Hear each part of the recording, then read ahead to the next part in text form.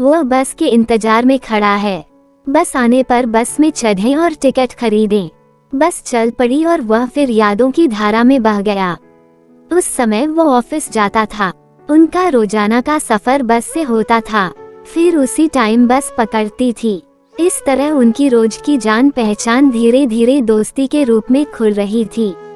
ऐसे में एक बार वह थोड़ी उदास महसूस कर रही थी। उसने उससे पूछा, क्या हुआ, आज इतनी उदास क्यों हो? बोली, कुछ नहीं, कल सुबह हम शादी के लिए 5-6 दिन के लिए गांव जा रहे हैं। उसने उससे पूछा कि तुम दुखी क्यों हो रही हो, लेकिन यह सुनकर वह खुद दुखी हो गया। लेकिन वह इस बात से भी खुश था कि वह उसके लिए दुखी है। उसने उससे कहा, फिर उदासी का क्या कारण है? उसने कहा, मैं 5-6 दिन के लिए जा रही हूँ और अब आप 5-6 दिन। वो चुप सी हो गई और उसने अपनी बात वापस ले ली। जाने दो, मुझे कुछ ठीक नहीं लग रहा है। उसने कहा, इतना मत सोचो, तुम्हें गांव जाना चाहिए और शादी का आनंद लेना चाहिए। वह जानना चाहता था कि उसके मन में क्या चल रहा है। चेहरे पर नकली मुस्कान के साथ उसने उससे कहा, चलो, मेरा स्टॉप आ गया। अपनी आंखों में आंसू छिपाने के लिए उसने उसकी निगाहें नहीं उठाई। वह बहुत उदास था, लेकिन रास्ते में उसका मुस्कुराता चेहरा देखने के लिए उसने अपनी खुशी का इजहार किया और कहा, हैप्पी जर्नी। वो अगले दिन ऑफिस नहीं जाना चाहता था। घर में रहने से उसकी कमी खलेगी। ऑफिस जाने के बाद काम में समय बीत जाएगा, इसलिए वो ऑफिस जाने के लिए निकल जाता है। वो बहुत दुखी है। वो बस स्टॉप के लिए चल पड़ा और देखता है कि क्या वो बस स्टॉप पर खड़ी है। वो भी खुश है, लेकिन अपनी आंखों पर विश्वास नहीं कर पा रहा है। वो उससे पूछता है, अरे तुम शादी पर जा रहे थे ना? वह कहती है, नहीं, चले गए हैं सब। क्यों? वह नहीं गई क्योंकि वह जाना नहीं चाहती थी। उस समय उसे लगता है कि वो उसके लिए नहीं गई थी। वह बहुत खुश है। बस आई और दोनों बस में चढ़ गए। वो बैठा उसे देख रहा था, लेकिन वह चुपचाप बैठी रही। इस तरह दिन बीतते गए। बाद में बस स्टॉप पर उसका आगमन कम होता गया। कोई बात नहीं, वो अक्सर उससे उसके चुप रहने का कारण पूछता था, लेकिन वो कुछ न कहकर पल्ला झाड़ लेती थी।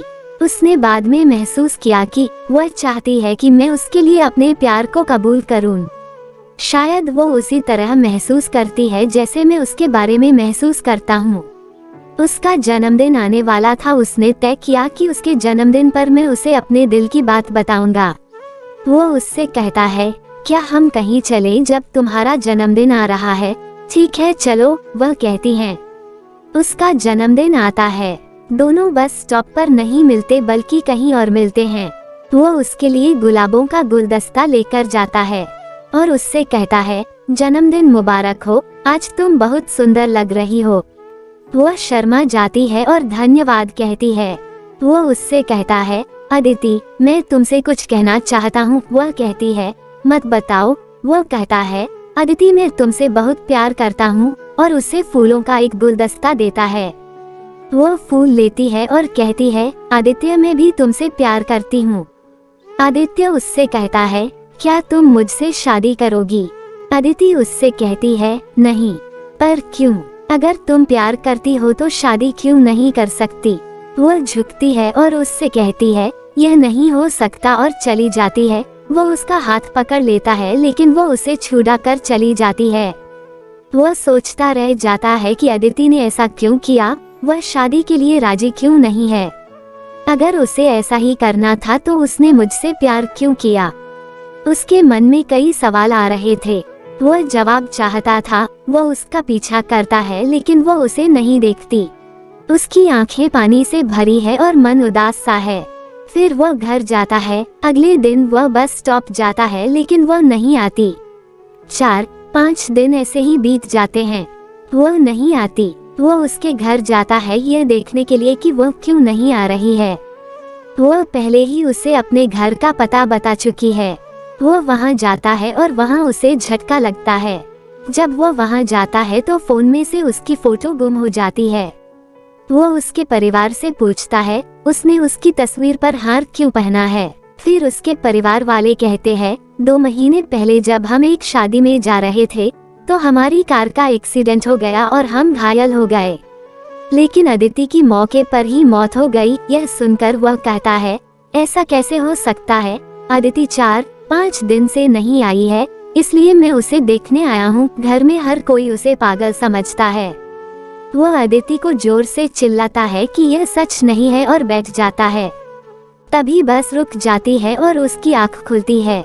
आज 5 साल हो गए हैं, फिर भी उसकी आंखों से आंसू आते हैं। वो उन्हें पोंछ देता है। वह सोचता है कि मेरे प्यार का कबूलनामा ही था जो उसे मुझसे दूर ले गया। वो मौत के बाद भी मेरे प्यार के कबूलनामे के लिए ही वापस आई। अगर मैंने उस दिन उसे अपने प्यार के बारे में नहीं बताया होता, लेकिन यह सुनने के लिए उसकी जान मुझ में अटक गई। अदिति, प्लीज एक बार वापस आ जाओ।